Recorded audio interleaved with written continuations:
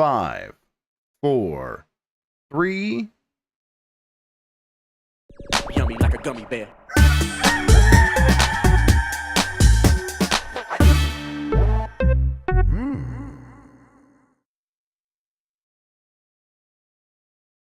It's the internet. You're busy. Let's do this for September 18th, 2024. For the next hour or so, let me help you sort through the world of gaming on Game Mess Mornings Live with me, Jeff Grubb.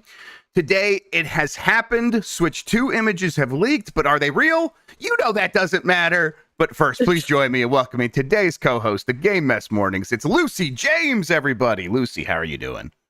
Where can I find these leaked Switch 2 images? There are just so many websites. Which one are the Switch 2 images on? No, it's everywhere. Lucy James, how are you doing?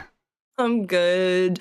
I don't know, figuring out my lighting in the morning. It's impossible. It's fine. No, it's actually. fine. But otherwise, I'm well. Went to Godzilla Fest at the weekend. Ooh, how was that? Paid $30 to go to a gym full of Godzilla merch for sale. Okay, that But sounds like a I pretty had good a time to me. I had a lovely time. No, and then otherwise keeping on, going to Barcelona next week for a Yeah. wedding, all happening. Yes. Barcelona.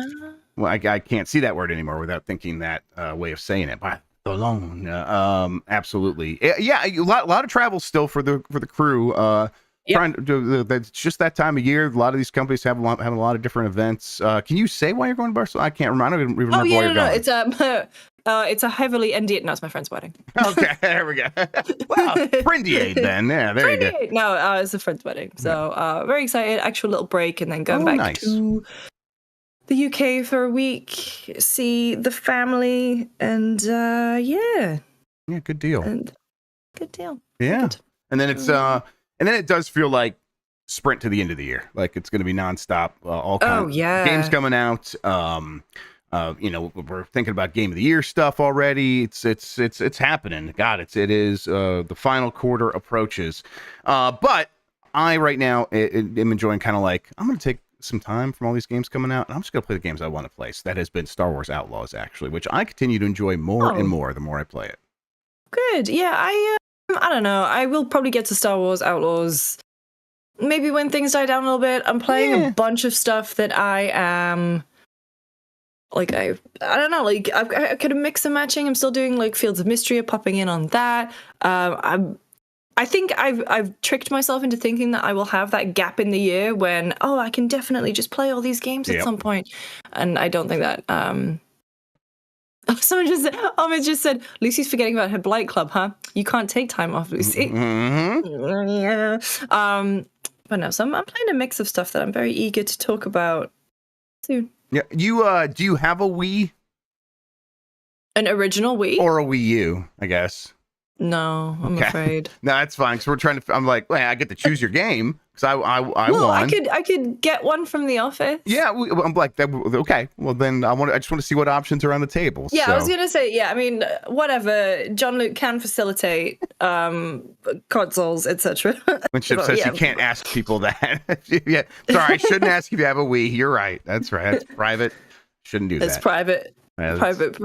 Proprietary information. Proprietary information, absolutely. Yeah, we have some pretty good ideas. Mostly, I think I'm going to choose based on the outfit. It would be funniest to see you dressed up in, because we'll also have to send you that. So yeah, I can't wait either. It's going to be very good.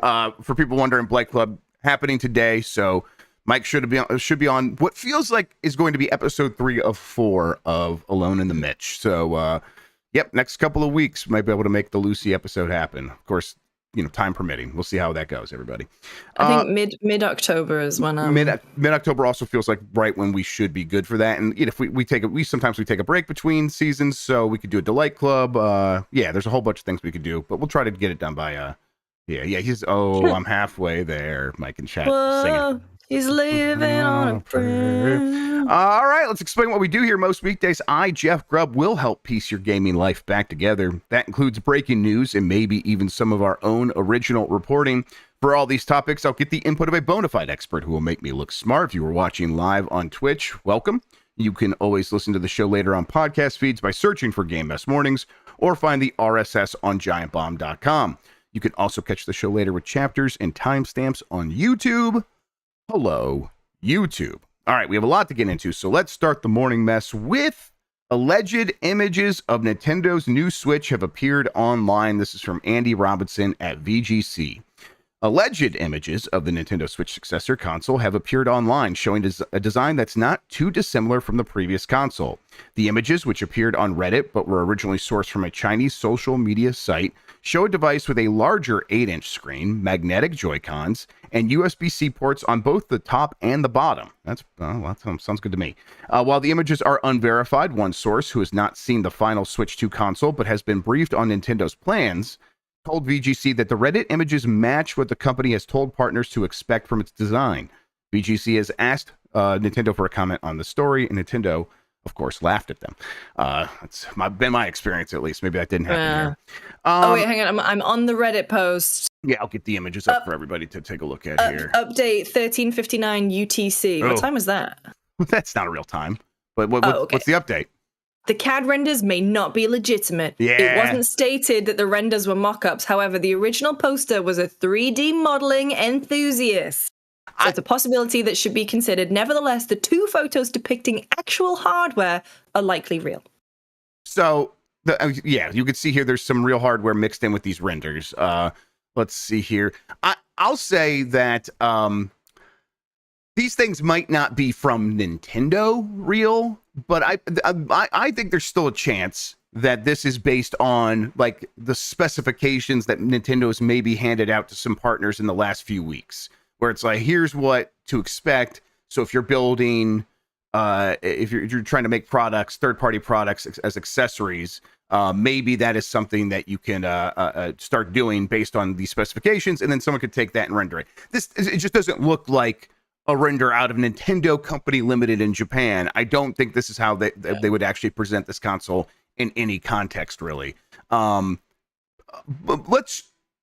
before we get into any more of that, though, Lucy, let's just operate under an assumption here that this is real. When you see this, how do you feel about the Switch 2 looking at this design?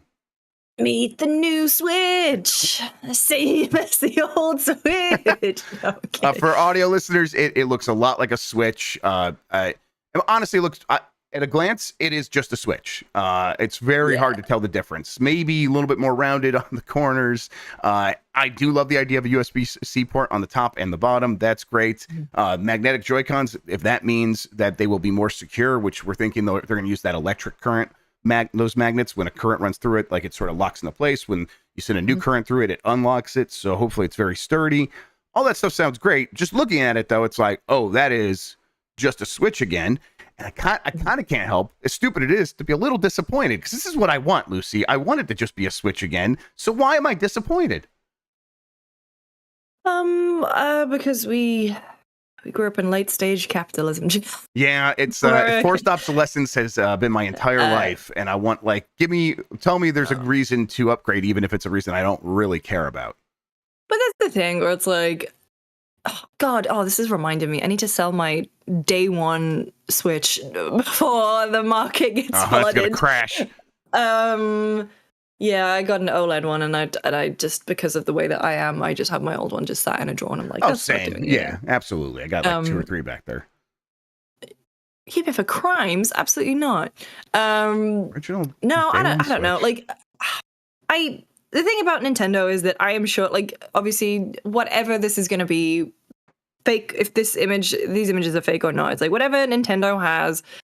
For me, it's more about the software than the hardware. Like, I'm interested to see what the new gimmick is, and I use gimmick with love. I use it. I'm not saying that a gimmick is like, a bad thing when it comes to consoles and stuff, but there's always something cool and something that no one else is doing, and that's what I'm excited about. I'm excited for Nintendo to do Nintendo's thing and show off this console.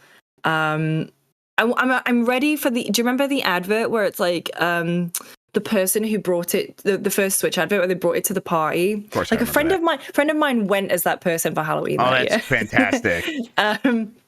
And so, like, I don't know, I'm excited for all that part of it. That's the part that I get excited about it, because at this point, speculation based off random renders, it's just not as fun for me. I think it's part of the process, right? It's but part it of is part of the process. It's part of what we go through. It's very familiar if people are paying attention to the Nintendo NX. There were multiple false starts there, lots of really wild designs. People didn't really know what to expect. There was that oval shaped one that was all screen, and the buttons would pop up around the analog sticks digitally. It was absurd. But yeah, it's part of the process, and it feels like, okay, this is very familiar territory in that, oh, we're back home, we're here, and we're probably racing toward the reveal that might confirm all this or might actually make us realize, oh, this was a mistake for the most part. But, this stuff lines up right now with what we've heard recently of it is in production now. People like workers, each individual worker is getting their hands on 1,000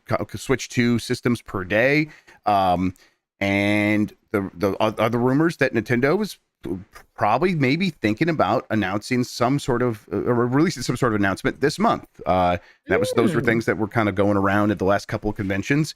And so, yeah, if that stuff's out there happening, that means they are like these things. The hardware exists. Some people have seen it. They have their phones with them. Maybe they could take a picture of it. They're probably shooting commercials. That lady from the first Switch trailer has probably come back to shoot a Switch 2 trailer. And maybe she's leaking stuff. So, yeah. Maybe she's giving it to her kids. Yeah, right. It's been long enough. Right. It's been she 7 years. Met her soulmate at that party. At that rooftop party. And so she's got a 6-year-old at home right now who's very into Astro. He's like, no, you got to see this real shit. No, here's the Switch. She's 2. a 6-year-old at home who's going to get Mario Kart 8 and is going to fucking enjoy it. Yes, exactly. Once again. Yeah, I as always, I wish Nintendo would just come out, tell us what this thing really is. But part of me has grown to enjoy this part of the process as well. And like even Andy's like, gotta take this with a grain of salt. I'm like, yeah, I'm right there with you. But these real images are like, I say real, as in the one that Digital Foundry posted, like that's in that thing too. I was like, why would you make a motherboard and stuff? Like, why would you make all the internal shit? Like, oh, you mean for the rendering? No, hang on. Yeah, send it to me. Digital Foundry. Put it in the giant bomb chat if you could. Someone did earlier, and that's where I got it from. Here you go. Yeah, here we go. Oh yeah, okay. There it is. Yeah. Here. Why fake a motherboard? Yeah. So right, this is what. Yeah, exactly. So of this leak here that Andy has, he's got these images as well. There's all these renders that do look very like placeholder and stuff that might go into a technical manual for, like I said, partners. Then there's these two images. I think there's these two images where it's like it's not the blue background. It is here's the side of the Joy-Cons, the new Joy-Cons, and then here is the motherboard inside of the unit, as well as the what looks like the holder for the battery. And this is stuff that is probably not faked. And if it I'll say probably, and we'll get to a certain area where it could still be fake, because again, you got to remember that the history of people faking these things has been very storied. People have gone to great lengths. It's probably not fake, because this is only just now happened the week that we heard it's going into production. This is probably out there, and again, this is probably why Nintendo will announce something here very soon. But sure, you fake the renders, and then you get a 3D printer and you fake this as well. That people have definitely done 3D printed stuff to do hoaxes in the past. That would not be out of the realm of possibility. Purple People Eater raises the fantastic point, which is, do we know what Jeff Baclar has been 3D printing recently? We don't. He's been very quiet. Very quiet. He's been 3D printing JoJo's Bizarre Adventure. Like, that man is so deep on JoJo's Bizarre Adventure now. I think if you zoom out here, you will see all the JoJo dolls and the mini custom keyboard machine. Pinball machines. Yeah, exactly. And I think that it's very incriminating for Jeff Baclar. He should just accept that. Hang on. What's this from one Dan Reichert? Probably the movie. I'm gonna bet it's the movie Noobs. I'm gonna bet that. It's actually not. It's not. Okay. Let's take a look here. Dan Reichert in chat says, "Oh yeah." Nintendo on. Yeah, Nintendo on. Yeah, this is probably what I was thinking of. I couldn't think of the exact thing. God, let me put this here just so people can see it. For audio listeners, the Nintendo on was one of these hoaxes way in the past. Let's Yeah, it's like it had like it kind of looks like the YouTube logo. It really does. Yeah. There's it looks like that company that helps you. It looks like a company that helps you switch to a cheaper electricity supplier. Yes, for real. Either way, I am. Oh, I almost switched to this scene with Alf and pizza going everywhere. Let me go over here instead. There we go. Oh. It's a good time. I just have that just in case we ever need it. Okay, good. Switch 2, who knows when that thing's coming out. Nintendo said they want to sell 15 million Switches this year. They just introduced new bundles with Mario Kart 8 Deluxe, as you alluded to, yet again for this holiday. They have told investors not to expect it this financial year, which means not until March. So that's the groundwork, all that stuff out of the way. If they were to, let's say, have a reveal trailer this week, next week, before Tokyo Game Show sometime, do you think that means that this system could be out as early as April? Yeah. Yeah. I think so. Nintendo's ready to move on. I think the world is ready for Nintendo to move on. That's definitely true. Right. I think Nintendo's finally sorting them like, oh, okay, people are not buying as many Switches as we want them to. That's our bad. Let's get the Switch 2 out. Unless you're on Facebook Marketplace in the broader San Francisco area, baby.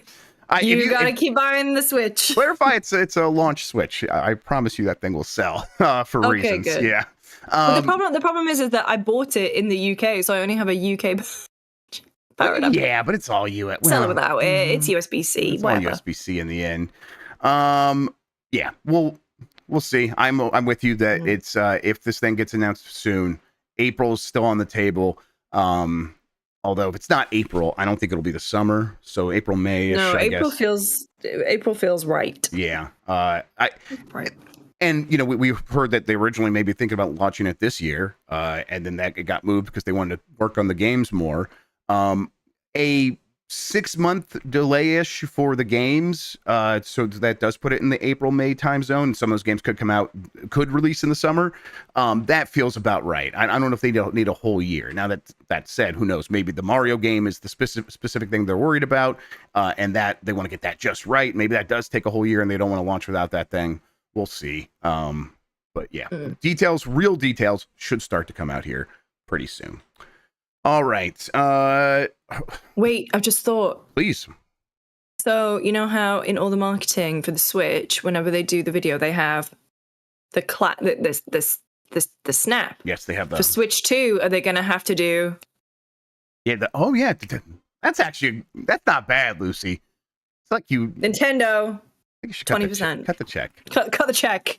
Horizon Zero Dawn Remastered leaks on ESRB website. It said what all the kids are clamoring for. From Darren Bonthus as I wrote it here, apparently Darren Bonthus at GameSpot. Sorry, Darren. Horizon Zero Dawn Remastered has been rated by the ESRB, suggesting that an upgraded version of the open world game is in development for PS5 and PC. First released for PS4 only in 2017, Horizon Zero Dawn was later ported to PC in 2020 and received a sequel, Horizon Forbidden West, in 2023. Rumors of a remaster first popped up in 2022 as reports claimed that accessibility features, graphical modes, and quality of life improvements to the gameplay itself would bring the game up to the same standard as its sequel. This thing's probably happening. We've heard about it for actually quite some time. It could be announced in that state of play that is probably coming up on the 24th, almost certainly happening on the 24th. I don't know if this will definitely be in there, but it makes sense. So it seems to be lining up. Lucy, my question to you is why? What are we doing here? Like, I don't know. I'm not, I don't like to shit on things, so I'm not going to. I'm not a big fan of the Horizon IP. I'm also not a big fan of PlayStation's refusal to put Bloodborne on PS5 or like remaster a game that like would benefit from it from like a 60 frames per second or PC. Here again, because of this, that still don't expect Bloodborne. Everybody it's still no on the Bloodborne. But you know how annoying 2025 is going to be. Yeah. Yep. The 10th anniversary of Bloodborne is going to be so annoying. And a PS5 Pro's out, and it's just like all these other games are getting updated. Yeah. Anyway, no, Horizon is just a franchise I've never been a fan of. Like, in particular, I never really gelled with it. I also, I'm really not a fan of the way that PlayStation picks and chooses how to remaster games. Obviously, The Last of Us is the key contender there, where it comes to, in my mind, seemingly unnecessary upgrades or updates. I don't know, man. Why are we doing this? Yeah, I mean, I could think of... People will buy it. I don't want to yuck anyone's yum. Right, if you want to buy it, like it's a good-looking game. It's a very good-looking game. The Decima engine is beautiful. Forbidden West and Zero Dawn, both very, very beautiful. They've got a lot of faith in the Horizon IP. You got that Lego game coming out. We also have the rumored multiplayer game. Yep, it's sure. Unless they're doing this to raise brand awareness, where it's like, hey, we're going to announce. Yeah, there's a ton of reasons. It's mostly like, it says someone in the chat said, I'm sorry, went by. They just want this game on the shelf and have it say PS5 because they think that the games will sell longer than ever before. That's the biggest reason. The second biggest reason, like that's the reason you can get the green light. The reason the team wants to do it is because they do bring in new employees all the time, and having them work on remasters to get them accustomed to their processes and their engine and all this other stuff is very useful for them. So they're like, in between our games, you're going to come in here and you're going to work on these remasters, and that's going to get you ready to work on the next real big project that will be coming much later. So I get it, but from a presentation of like, here's what PlayStation is these days, if this this does sort of like put like chinks in the armor a little bit of like, hey, PlayStation doing brand new fun exciting things, and then it goes by a couple of years of, well, okay, Spider-Man Astrobot, no complaints, except for everything else is a remaster. So I just think from a perception point of view, this just continues to feed into a narrative of Sony's playing it safe. And I think the reality is that a lot of those studios are busy making new things. They're taking longer than ever. And in a couple years, most people will forget this few year period where they did have mostly remasters because all these studios were reloading at the same time. But that doesn't take away from the fact that in this moment, they're asking people to spend $700 on a PS5 and a PS5 Pro. And the biggest and best pitches for new experience is actually that old game slightly remastered so it can have better accessibility features, which, hey, that's awesome, but you don't need a remaster to do that necessarily. I was going to say, if they are putting in better accessibility features, and like the PlayStation Accessibility Suite, it's fantastic. So, I will definitely absolutely concede that like putting accessibility options in games is a pro of doing this remaster, whatever the hell we're calling it. Yeah. There's I don't know what it is, but when I was asking about this, there's some other remaster kind of the works that will be even less exciting, I've heard. And that was when it was like, and that's definitely not Bloodborne. So, for God's sake. Yeah. State of Play probably will get announced there. Do you think they like put anything else into that State of Play that's bigger, that is from first party, to sort of offset this perception, especially with the PS5 Pro getting announced? Like, because you got to tell people, like, I know their pitch so far has been, look at all these games running better on PS5 Pro. But when you ask people in the console space to spend $700 on new hardware, usually you're accompanying that with, and here's something that is going to take advantage of that is completely new. Like a Ghost of Tsushima feels like now the time is right, but we've been saying that for the last several State of Plays and showcases, and it hasn't happened yet. Yeah, I mean, I think at this point, something from first party needs to, like, come out swinging to convince people to, hey, remember all the games on PlayStation, but also I thought Tsushima was very good, by the way. Yeah, something from first party needs to come out. Do you think PSVR 2 will get mentioned? No. Well, no. There's that new rumor that they're going to have a wireless PSVR 2, but I don't know. To me, that feels like it just muddies the water right now, because you're already asking people. You want people to spend the $700 on the PS5 Pro, and don't distract them with their budgets with the PSVR 2. For as much as like I don't think most people will be distracted by that, just focus on the one thing at a time. And then so they still have the existing PSVR 2, and many people have bought that, or some people have bought that. So they mention that. They haven't so far. That the PS5 Pro announcement happened, and there was a chance there to say, and PSVR 2 stuff runs better, and they didn't take that opportunity to do that then. So I don't think they're going to really bring that back into the fold in any real way. And the big part of that is they're just not investing in that, and there's not a lot of studios to invest in to make those kinds of games right now. So yeah, I mean, in terms of other studios, Bend, you've got how long's it been since Returnal? It's been Returnal was 2021. Okay, so we're kind of getting to a point where maybe they could announce something. Yeah. What was the other one I was thinking of? Maybe like the Venom game. Oh, Venom. Yeah, I think that's a good call actually. Because that's going to be the expand alone. We are now a full year out from the release of Spider-Man 2, right? So announcing that for next year as like 18 months later, here's the expand alone Venom 2. Yeah. Yeah. Or like Santa Monica's new game, whatever they're working on over there. Like they have a bunch of stuff to pull from. I really hope someone comes out swinging with this one. Like it feels like console space in general is just in this weird stagnating. We talked about it on the Bombcast yesterday. Horizon 3, baby. Well, we know that's inevitable. If that's the case, I will be upset. Yeah. But I think the most likely is probably Ghost of Tsushima, and then right after that would be Venom. As for things that could show up at the State of Play, of course, it's a State of Play.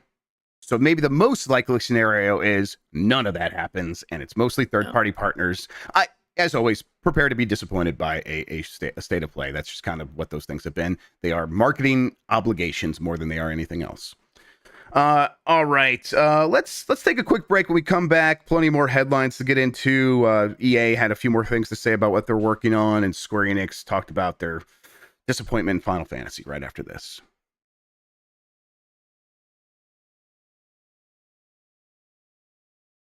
All right, we are back, and let's do this thing here. Square Enix says Final Fantasy XVI and Final Fantasy VII Rebirth didn't meet sales expectations. This is from Blair Marnell and GameSpot, or at GameSpot, not and GameSpot. That would be weird. GameSpot's not a person. Within the past 2 years, isn't it? Well, guys, I've never been in the same room as them, so I don't know. Within the past 2 years, Final Fantasy fans have been treated to two major releases in the franchise that were met with critical acclaim. But according to Square Enix, Final Fantasy XVI and Final Fantasy VII Rebirth have both failed to live up to the company's sales expectations. Via IGN, Square Enix disclosed the disappointing results during a financial results briefing in May, but the company only released the information yesterday. No sales figures for the games were provided, nor did the report state how far away the two titles were from Square Enix's projections. This is going to be a little bit of the boy who cried wolf for Square Enix, right? Because they are so frequently disappointed with the sales things, sales expectations being so out of line with reality. It felt like in the past, going back to Tomb Raider, so many times in the past. Western games, 100% would always get smacked with that. It would just be the whipping boy. They would absolutely just get taken to the woodshed every time there was a financial report from Square Enix to be like, this is why things aren't as good as they could be because of this Western studio. Now they don't have those studios anymore, and they kind of have no other thing they can really say other than, yeah, Final Fantasy didn't do what we needed to do, but that was because of, and they've said this now, exclusivity. We are moving past that. These games need to be everywhere. No matter how much money Sony wants to give us, we can't take it anymore. We got to put this thing out everywhere. Do you have any other way of like diagnosing any other problems with Final Fantasy beyond the exclusivity, or do you think that really is the bulk of the case here? Diagnosing issues with Final Fantasy. I mean, yeah, exclusivity is part of it.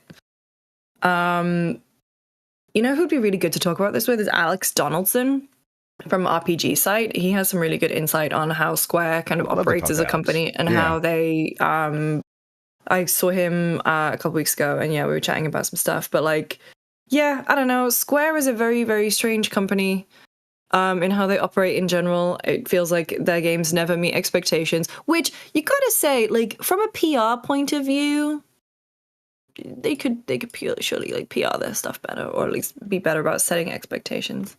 Yeah. Although, yeah, Daniel Ahmed says this is one of the rare cases where Square Enix is being reasonable, as both games really did underperform compared to past entries. They did. Yeah, I mean, Final Fantasy VII Rebirth, that's like 4 years. And there's caveats a different console, that people a different bring up. console generation in between. Yep. Final Fantasy XVI, depending on how long it took to make that game and how expensive it is. Well, I mean, and it didn't perform comparable to Final Fantasy 15. It just didn't. Yeah.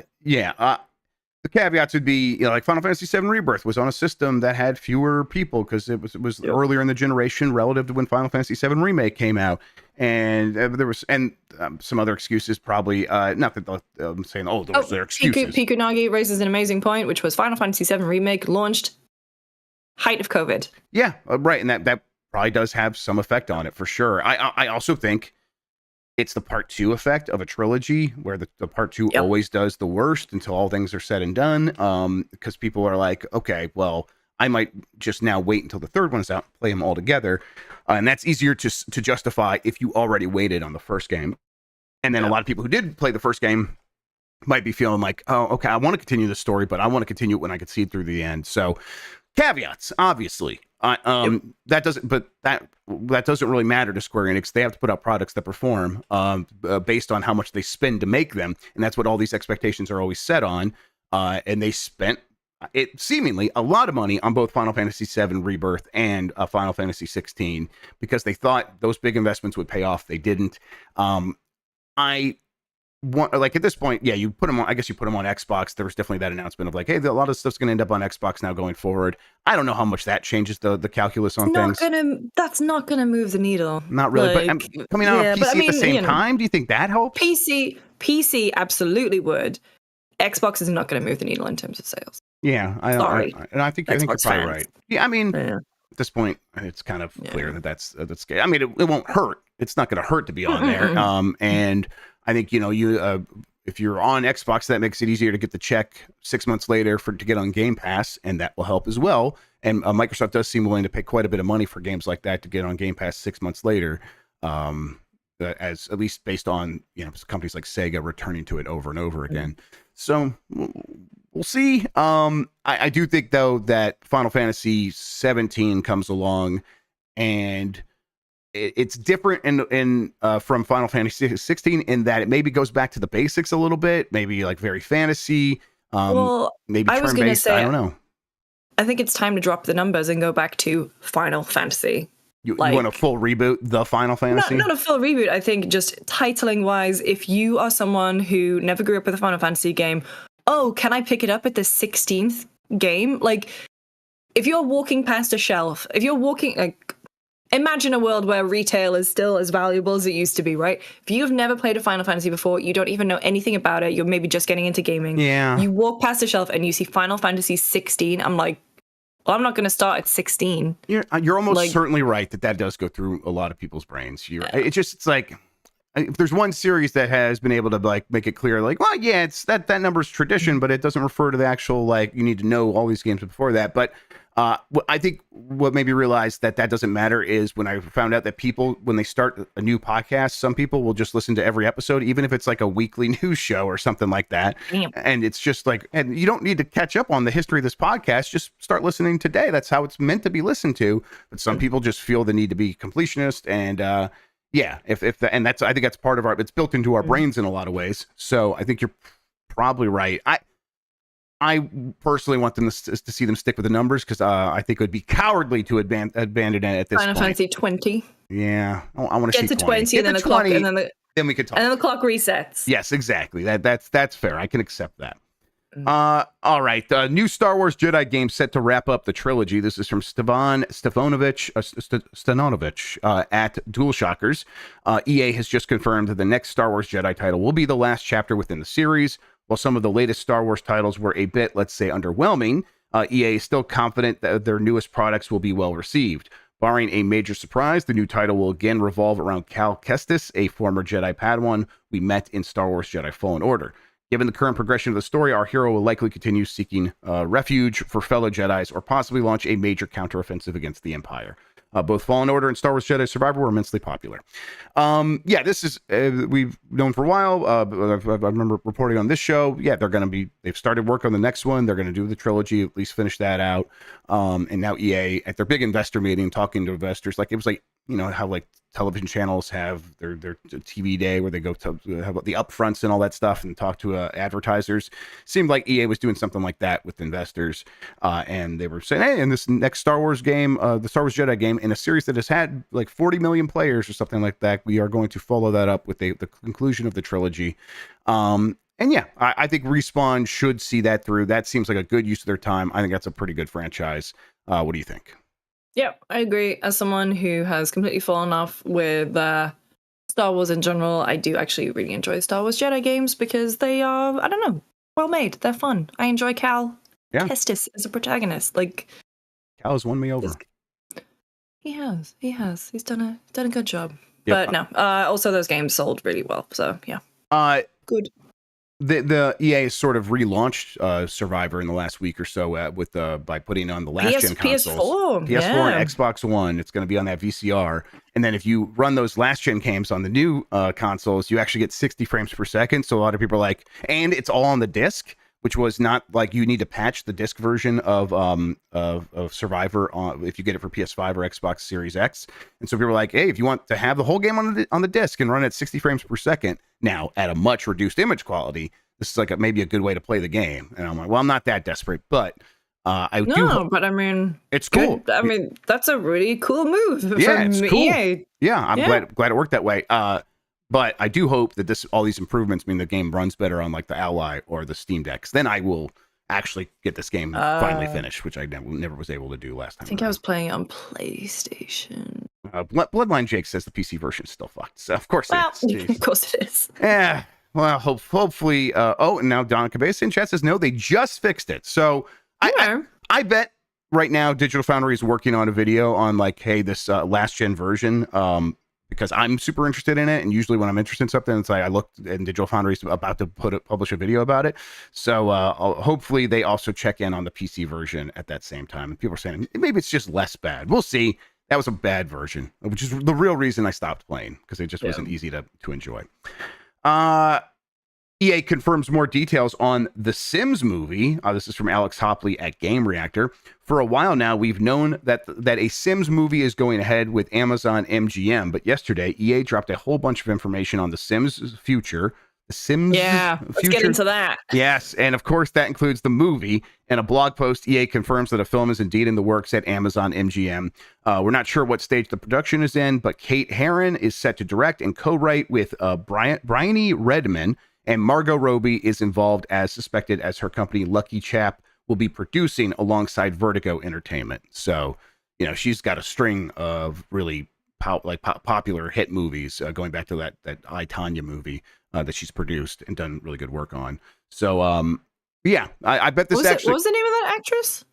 Margot Robbie? Robbie, yes. Robbie. The Margot threw me off. Is Margot? Margot Robbie, yes. I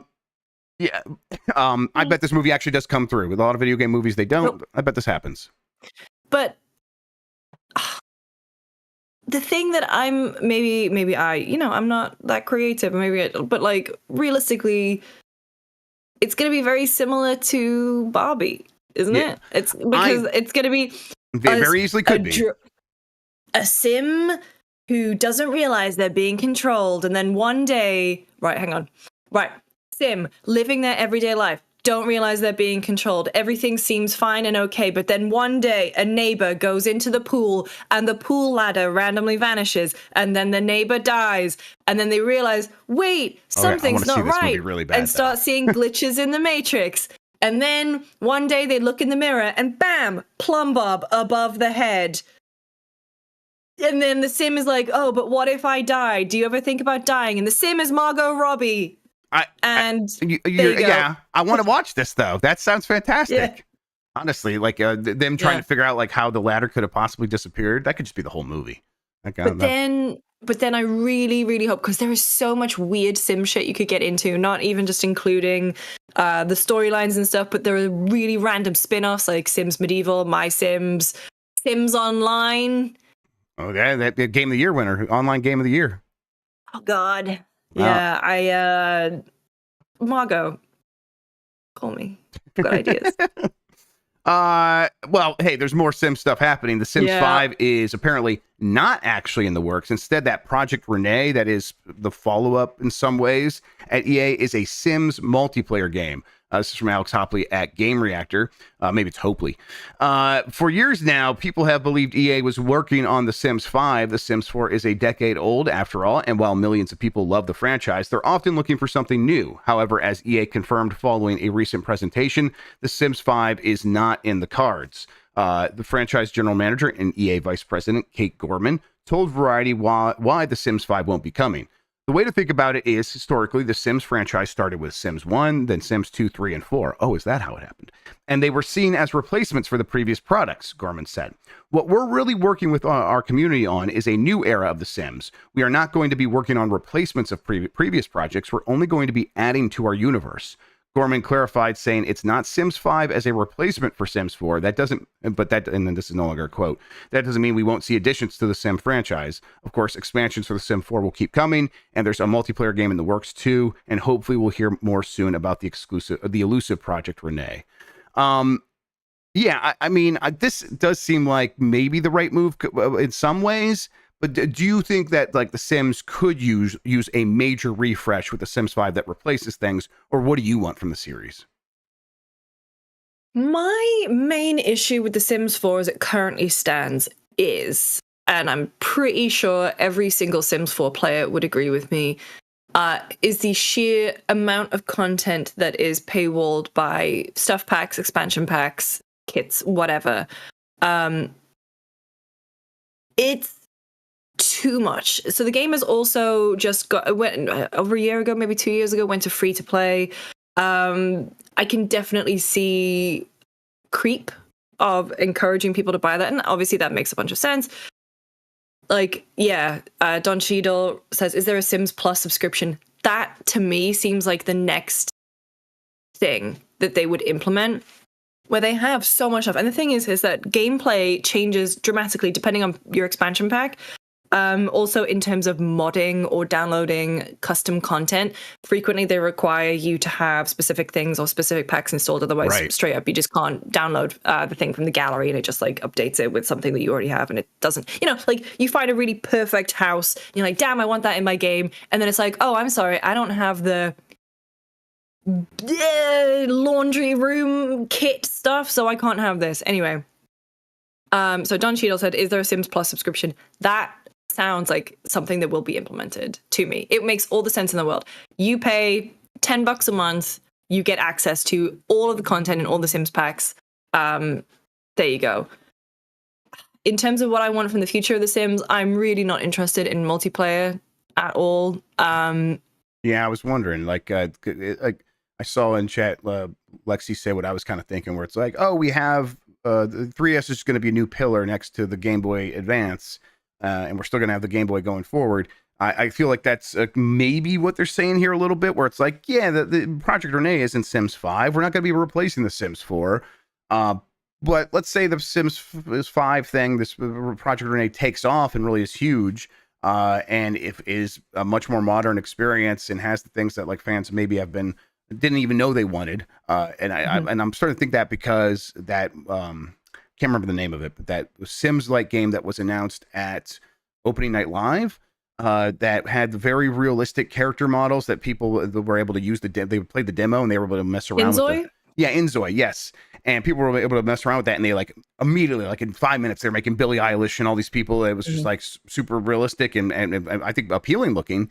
And there's going to be competitors like that now, and Sims 4 is kind of maybe old fashioned at this point. I don't know. Yeah, I mean, The Sims 4... Yeah, the problem they would get with completely rebooting and doing a Sims 5, one of the many problems they would have, is the reset problem. Because The Sims 4, when it launched 10 years ago, was pretty featureless. Like, it didn't have certain things like... There were life stages that were missing. Like, I don't think there were toddlers. There wasn't... Yes. Pools or something. Like, there was a lot of key Sim stuff that was missing. People were like, it was not a good launch for them, but over years, like, it has become such a stable cash cow, like, and that is because of the constant improvements to base game that the Sims team has made. But they are only allowed to do that. Allowed is because expansion packs make so much money. In terms of so going at this point from a game that they have kept alive for 10 years, Inzoi. Oh, I haven't played it yet. There feels something like kind of weird about Inzoi. We just saw Life by You, which is by Humble, like not the company, Rod Humble, who used to be the exec producer of The Sims 2. He was making a Sims competitor with Paradox. And if you look at that game, like, damn, okay, that's just The Sims. Shut down, like, delayed multiple times, shut down completely before it even went into beta, like an open beta. So it's like, it's weird that there aren't really as many competitors as you would think. I think the reason I think Inzoi might be different is waifus. We are in an era where if you do that game, but with waifus, it can become huge. And I think people will be able to make their waifus. I mean, you got to see what people can do in The Sims, man. But I think that, right. No, I know people do that in The Sims, but like to present the game as here, because like I could do that in like Breath of the Wild, but there's a reason people play Genshin Impact, because that is the waifu Breath of the Wild to a lot of people. And like, but I can go hack that into Breath of the Waifu. I can go hack that into Breath of the Wild if I really wanted to, and people can definitely mod that. And a lot of people mod. But I think there's something about just being the game that is like, no, this is the one with waifus, and it's got all the other stuff you want. I don't know. The market seems ripe for that at the moment. Yeah, I don't know. I'm just really interested to see what they do with it. It's like, I've been a Sims player for 25 years. 25 years. God, that means I probably haven't played The Sims in like 20-ish years plus. I need to play it again. I want to play it real bad. You know what they should do? Just remake The Sims 2. The Sims 2 was the best one. Like, if you go back now, there's people on TikTok who do comparisons of Sims 2 animations versus the same thing happening in Sims 4. There's more detailed animations in Sims 2. There's more. Yeah. Sims 2 was incredible. It's anyway. The Far Cry 2 of The Sims. Yeah, that makes a lot of sense to me. It's a sentence that people say all the time. Yeah. All right. And Nintendo is looking to add Super Nintendo Entertainment System mouse support to Switch Online games, it is claimed. This is from Jordan Miller at VGC. Nintendo is looking to explore ways to support the Super Nintendo mouse games on Nintendo Switch Online. That's according to evidence found in the service's backend by reliable data miner Luigi Blood, which is an incredible name.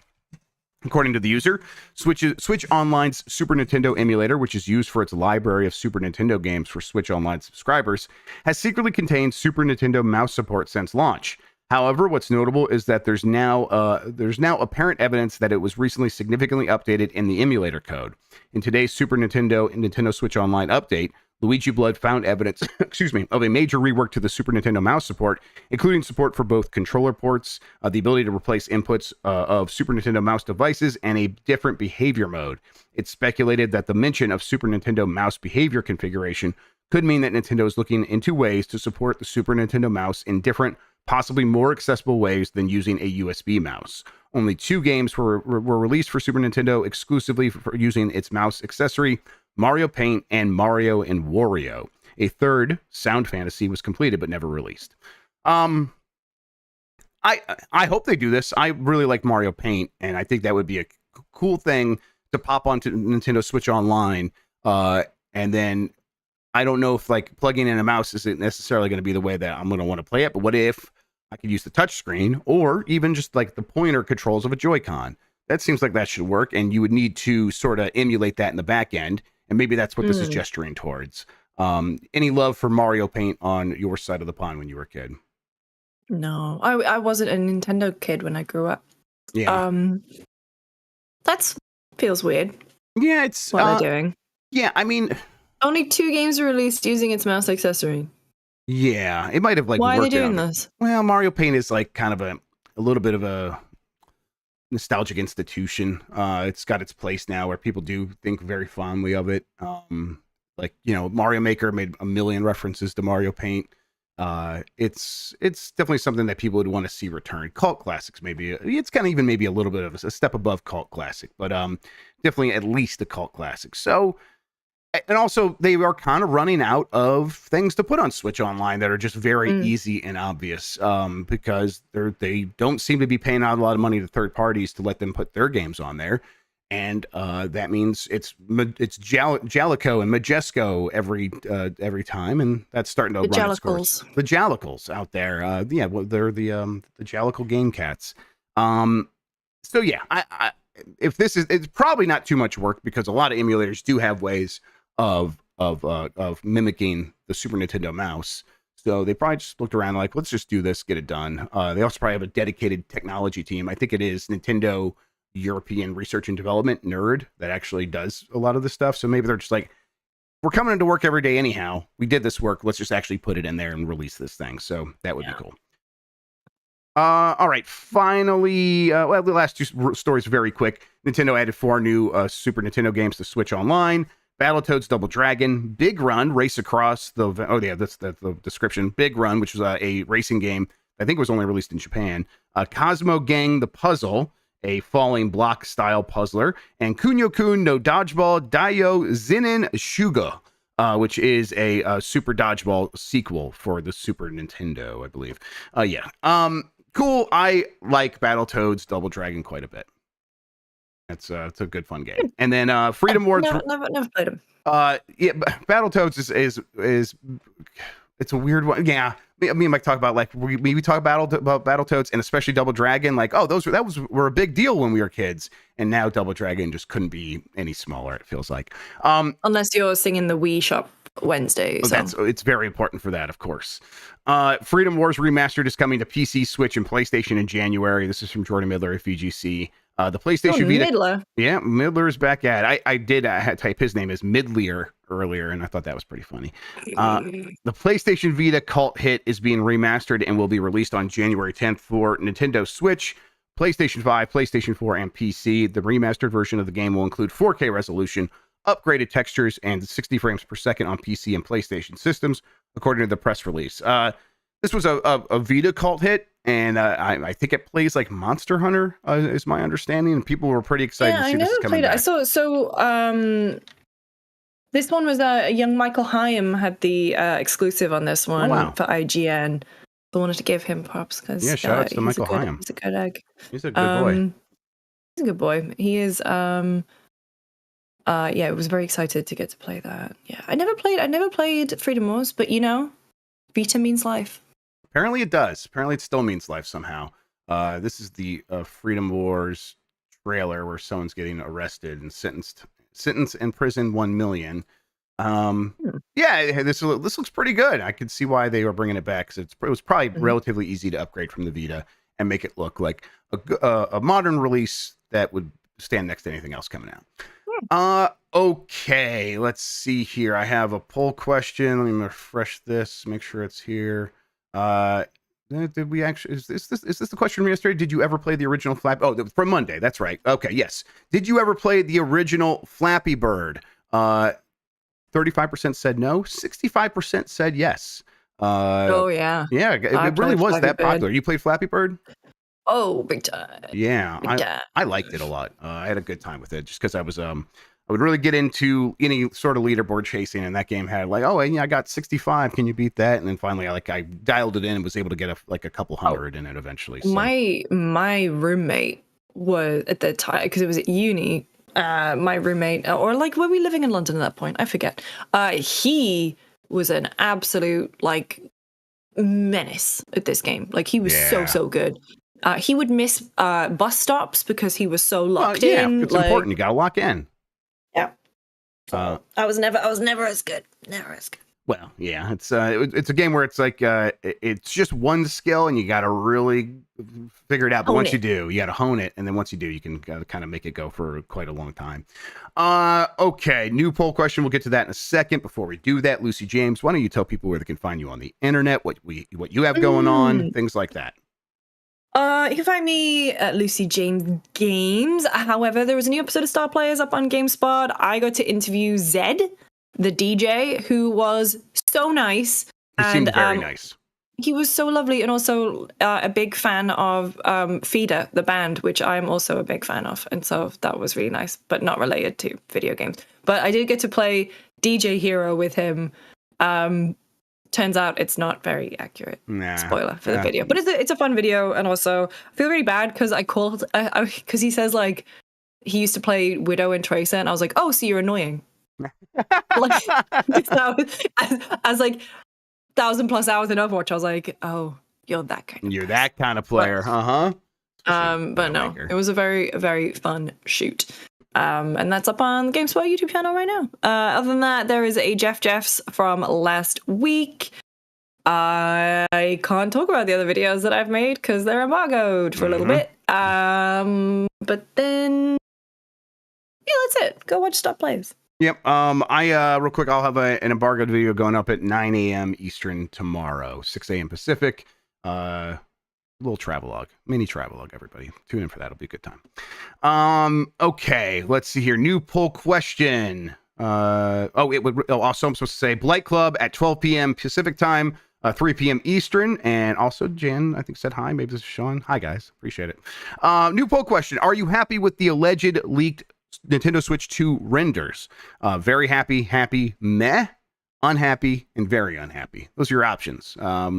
Just kind of want to gauge people, because I'm looking at this thing, I'm kind of like, meh. And that's not going to matter when I'm holding it and actually playing it. But anytime like that forced obsolescence is a real thing, you want to feel the reasons to upgrade, which is why, when the PlayStation 5 has a different UX than the PlayStation 4, it's like, oh, it's something new. And now I'm like, man, I kind of wish it just worked like the PlayStation 4. That was better. But yeah, we'll get the results of this poll on Game Mess Mornings here on Giant Bomb tomorrow for the new episode. Speaking of Giant Bomb, like I said, Blight Club coming up in a little bit. If there's anything else happening today, we'll let you know. But we're going to fit some stuff in tomorrow as well. Definitely look out for Voicemail Dump Truck coming back. Friday, we'll have a bunch of games on UPF. It's going to be a good week, everybody. All right, Lucy James, thank you so much for speaking with me about video games today. I really appreciate it. Thanks. I'll see you in a couple of weeks. Absolutely. Thank you, everybody, for watching. Thank you for listening. Until next time, have a good one, everybody. Take care of yourself, and goodbye.